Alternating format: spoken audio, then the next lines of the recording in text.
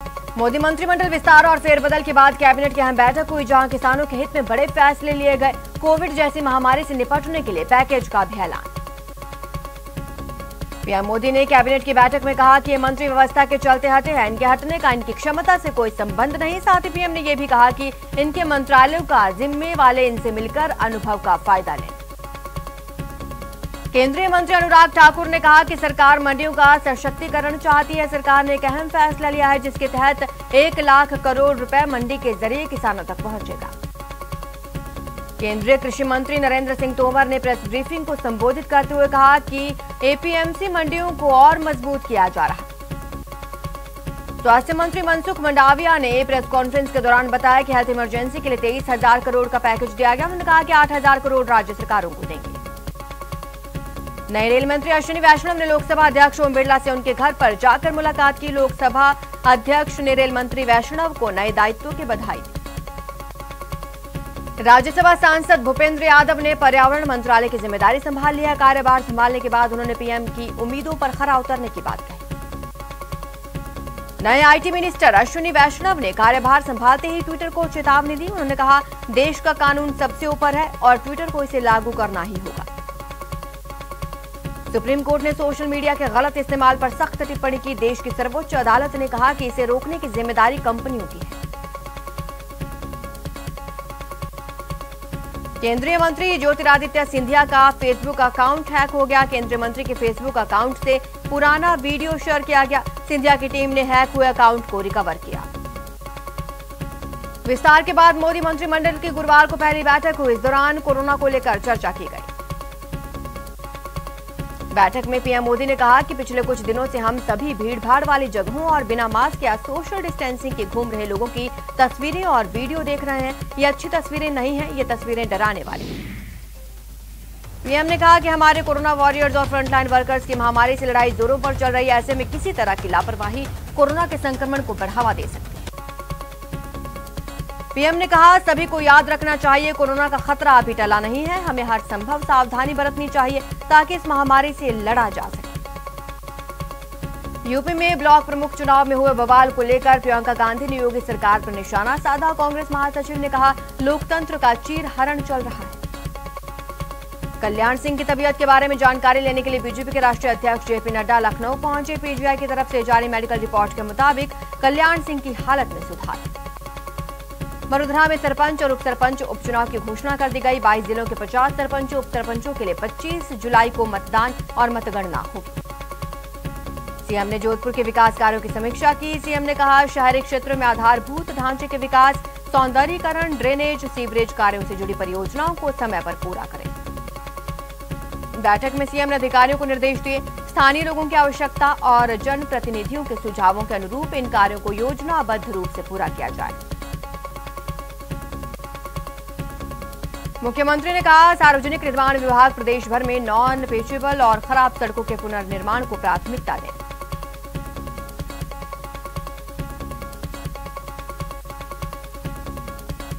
CM Gehlot ने NHM संविदा कर्मियों को सौगात दी। 3 से 5 साल सेवा करने वाले संविदा कर्मियों को बोनस मिलेगा। सीएम ने प्रस्ताव को मंजूरी दी, साथ ही जल्द अनुकंपा नियुक्ति होगी। राजस्थान युवा कांग्रेस में बड़े स्तर पर नियुक्तियां की गई। आयुष भारद्वाज बने युवा कांग्रेस के पहले संगठन महासचिव। एआईसीसी ने 3 उपाध्यक्ष, 16 महासचिव, 18 सचिव सहित कुल 75 पदाधिकारियों की नियुक्ति के आदेश दिए। तेल की बढ़ती कीमतों पर सीएम गहलोत ने केंद्र पर प्रहार किया। सीएम ने ट्वीट किया कि केंद्र सरकार की गलत नीतियों के कारण पेट्रोल डीजल की कीमतों में आग लगी है, जिससे महंगाई बढ़ रही है। तेल कंपनियों ने एक बार फिर से पेट्रोल डीजल के दामों में बढ़ोतरी की। श्रीगंगानगर में पेट्रोल 111 रुपए 90 पैसे प्रति लीटर हो गया, वहीं डीजल 102 रुपए 90 पैसे प्रति लीटर। पेट्रोल, डीजल और घरेलू गैस सिलेंडर की बढ़ती कीमतों के विरोध में भारतीय किसान यूनियन और संयुक्त किसान मोर्चे ने जयपुर में प्रदर्शन किया। कलेक्ट्रेट पर प्रदर्शन के दौरान प्रदर्शनकारियों ने करीब 8 मिनट तक गाड़ियों की हॉर्न बजाकर महंगाई का विरोध किया। पेट्रोल डीजल के बढ़ते दामों को लेकर एनएसयूआई ने जयपुर के पेट्रोल पंपों पर हस्ताक्षर अभियान चलाया। उनका कहना है, महंगाई के चलते गरीब और मध्यम वर्गीय परिवारों की कमर टूट गई है।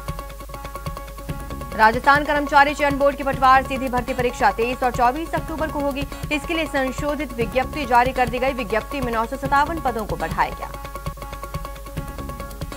गैंगरेप की घटनाओं पर नेता प्रतिपक्ष कटारिया ने राज्य सरकार पर हमला बोलते हुए कानून व्यवस्था पर सवाल उठाए। ऐसी वारदातों को रोकने के लिए ठोस फैसले लेने की बात कही। चंडीगढ़ में एक कारोबारी ने एक्टर सलमान खान और अलवीरा खान अग्निहोत्री के खिलाफ 3 करोड़ की धोखाधड़ी का आरोप लगाया। चंडीगढ़ के मनी माजरा में बीइंग ह्यूमन का शोरूम खुलवाकर सामान नहीं भेजने का आरोप। लंबे इंतजार के बाद बारां में जमकर बारिश हुई, जिससे लोगों को गर्मी से राहत मिली। किसानों के चेहरे खिल उठे। बीजेपी प्रदेश अध्यक्ष सतीश पूनिया ने किसान प्रतिनिधिमंडल से अपने निवास पर मुलाकात की। पूनिया ने मोदी सरकार की किसानों के लिए चलाई जा रही योजनाओं को लेकर फीडबैक लिया। वडोदरा में कोरोना संक्रमण तेजी से कम हो रहा है। लगातार दूसरे दिन कोरोना से कोई मौत नहीं हुई। 24 घंटे में महज 69 नए केस। भरतपुर की नगर पालिका नदवाई के चेयरमैन हरपति सिंबार के पति अजब सिंह का जन्मदिन भरतपुर के सर्किट हाउस में मनाया गया। इस दौरान लोगों ने सोशल डिस्टेंसिंग की जमकर धज्जियां उड़ाई। जयपुर में कोरोना को लेकर जिला कलेक्टर अंतर सिंह नेहरा ने अधिकारियों की बैठक ली और कोविड सहायता प्रकरणों के जल्द निपटारे के निर्देश दिए। कोटा में कोविड टीकाकरण महाअभियान चलाया जा रहा है। कोटा को 10,750 डोज मिली, लिहाजा 18 साल की उम्र से ऊपर के सभी लोगों को 47 साइट्स पर टीका लगाया गया। कोटा में वैक्सीनेशन के दौरान बड़ी लापरवाही सामने आई। सेंटर्स पर लोगों की लंबी लाइन लग गई और सोशल डिस्टेंसिंग की धज्जियां उड़ती नजर आई। भरतपुर में भी लोगों की लापरवाही देखने को मिली। आरबीएम अस्पताल में मरीजों की भीड़ नजर आई। जहां कोरोना गाइडलाइंस का पूरी तरीके से पालन होना चाहिए, वहां धज्जियां उड़ाई गई। भरतपुर के उच्चैन कस्बे में सामुदायिक स्वास्थ्य केंद्र पर 50 सिलेंडर की क्षमता वाले ऑक्सीजन प्लांट का शिलान्यास किया गया। टोंक में वैक्सीनेशन और नारी सशक्तिकरण को लेकर बैठक की गई। बैठक न्यायिक मजिस्ट्रेट स्वाति भगवती की अगुवाई में हुई। कोटा में कोरोना दम तोड़ रहा है। 3 दिन बाद यहां एक मरीज की रिपोर्ट पॉजिटिव आई है। अब एक्टिव केसों की संख्या सिर्फ 6 रह गई है। धौलपुर में एक चाय के दुकानदार के साथ दबंगों ने दबंगई दिखाते हुए बेरहमी से मारपीट की। दहशत फैलाने के लिए अवैध कट्टा निकालकर मारने की धमकी दी। बाड़मेर में एक युवक ने कमरे में फांसी का फंदा लगाकर आत्महत्या कर ली। इलाके में हड़कंप। बीकानेर में पूर्व सरपंच के साथ लूटपाट के मामले में 2 आरोपी गिरफ्तार। फिलहाल पुलिस आरोपियों से पूछताछ में जुटी। चुरू के रतननगर में खेत में पेड़ से फांसी का फंदा लगाकर एक शख्स ने खुदकुशी कर ली। फिलहाल पुलिस हर पहलू से मामले की जांच कर रही है। कोटा में पुलिस ने कार्रवाई करते हुए नाबालिग लड़की को भगाकर ले जाने वाले आरोपी को गिरफ्तार किया। फिलहाल पुलिस मामले की जांच में। अलवर में पुलिस ने बड़ी कार्रवाई करते हुए प्रतिबंधित कफ सिरप की 110 शीशी बरामद की। एक आरोपी गिरफ्तार। कोटा में जीआरपी ने अवैध मादक पदार्थ के खिलाफ कार्रवाई करते हुए अफीम तस्करी के मामले में 2 और आरोपियों को गिरफ्तार किया। 5 दिन पहले 2 आरोपी गिरफ्तार कर 1 किलो 700 ग्राम अफीम बरामद की गई। बांसवाड़ा में पुलिस ने 2 अलग अलग जगहों पर कार्रवाई करते हुए अवैध हथियार के साथ 2 आरोपियों को गिरफ्तार किया। अलवर जिले में बिजली निगम के अधिकारियों की वजह से शटडाउन लेकर लाइन पर काम कर रहे ठेकाकर्मी की करंट लगने से मौत। नागौर में सोशल मीडिया पर हथियारों के साथ फोटो लगाना युवक को पड़ा महंगा। पुलिस ने सोशल मीडिया पर डॉन बनने की कोशिश करने वाले युवक को किया गिरफ्तार। टोंक में स्कूल के पास अतिक्रमण को लेकर ग्रामीणों और स्कूली बच्चों ने हाईवे को जाम कर दिया। हाईवे पर गाड़ियों की लंबी कतारें देखने को मिली। अलवर में 19 साल की युवती को अगवा कर 7 लोगों ने 3 अलग अलग जगहों पर ले जाकर दुष्कर्म किया। बेहोशी की हालत में सड़क के किनारे फेंक कर फरार। अलवर में ही एक और गैंगरेप की वारदात। रामगढ़ में दरिंदों ने नाबालिग लड़की के साथ गैंगरेप किया। पीड़िता ने आरोपियों के खिलाफ केस दर्ज कराया। कोटा में दिव्यांग नाबालिग से गैंगरेप मामले में कोर्ट ने बड़ा फैसला लिया। 2 आरोपियों को आजीवन कारावास की सजा सुनाई। 50-50 हजार का जुर्माना। जयपुर के कोटपूतली में 2 पक्षों में जमीन को लेकर जबरदस्त जंग छिड़ गई। इस जंग में एक युवक ने फायरिंग कर दी, जिसमें एक महिला घायल हो गई। जिसके बाद लाठी डंडों और ईंटों से एक पक्ष दूसरे पक्ष पर हमला कर बैठा।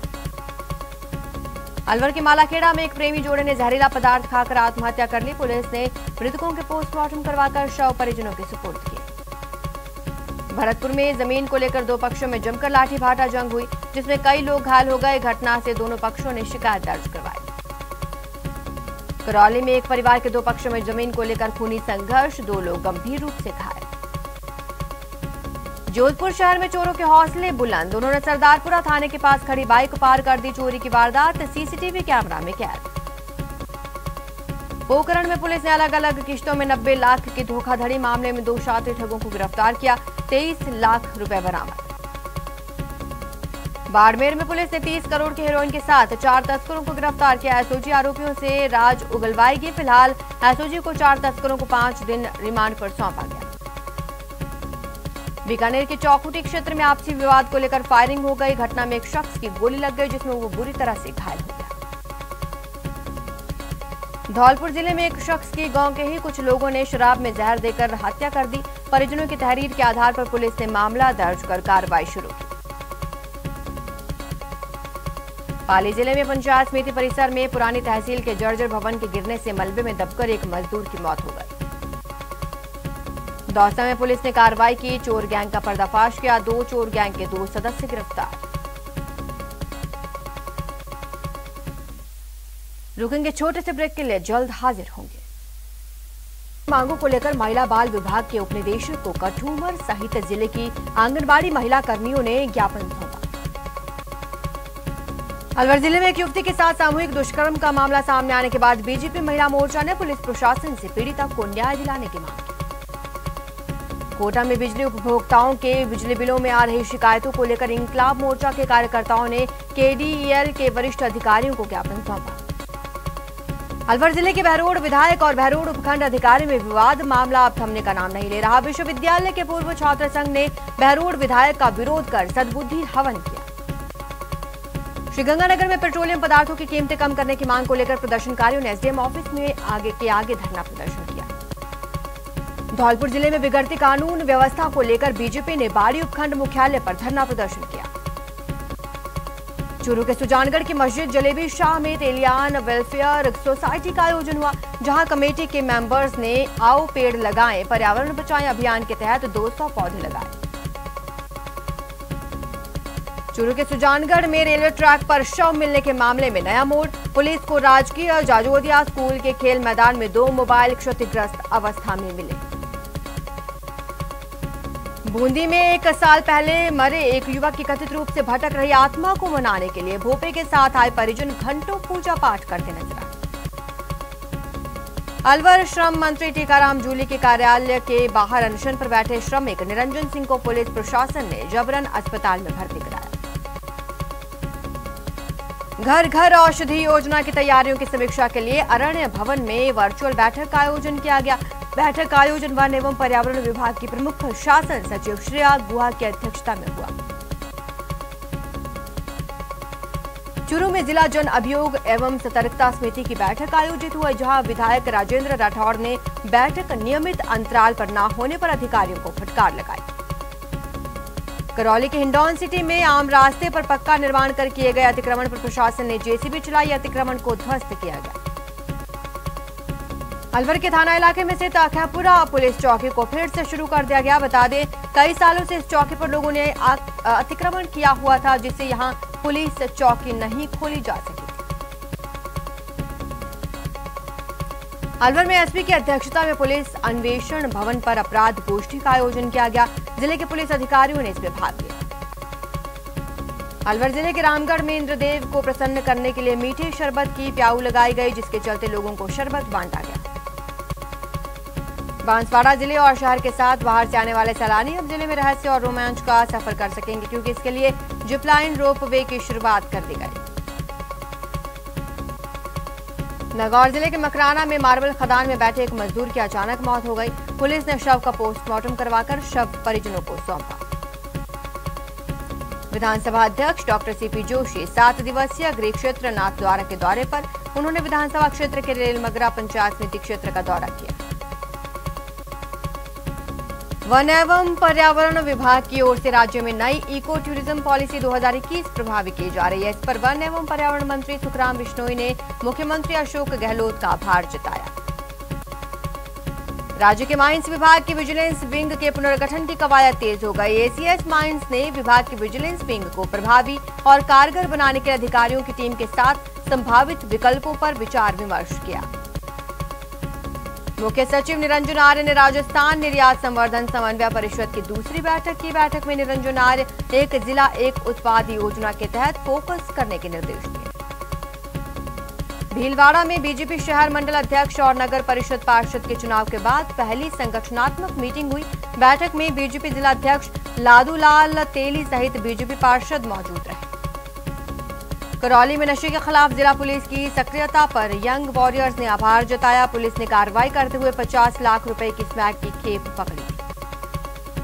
बारां में लंबे इंतजार के बाद जमकर बारिश हुई। बारिश होने से शहर में जगह जगह पानी भर गया, जिससे लोगों को परेशानी हुई।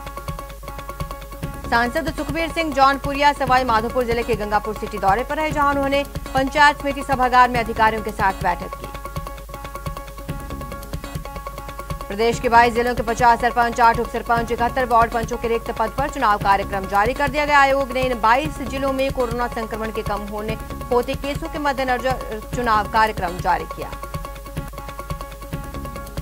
प्रतापगढ़ जिले में सहकारिता मंत्री उदयलाल आंजना ने निर्माणाधीन कॉलेज का आकस्मिक निरीक्षण किया।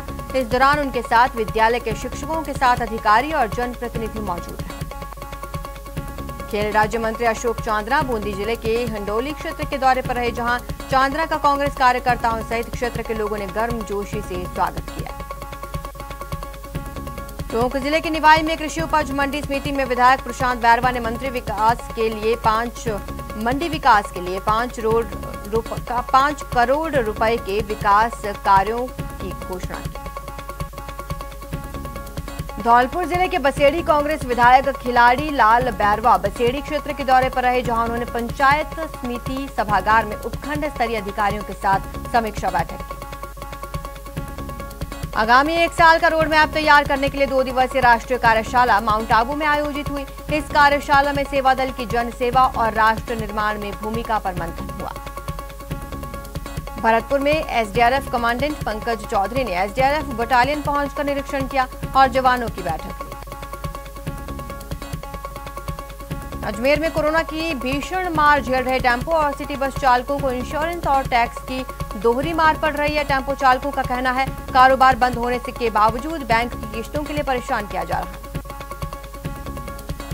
अजमेर में जिला सतर्कता समिति की बैठक में किशनगढ़ विधायक ने चारागाह जमीन पर अतिक्रमण पर सुनवाई न करने की शिकायत की। कलेक्टर से अधिकारियों को मामले की गंभीरता के आधार पर कार्रवाई करने के निर्देश दिए।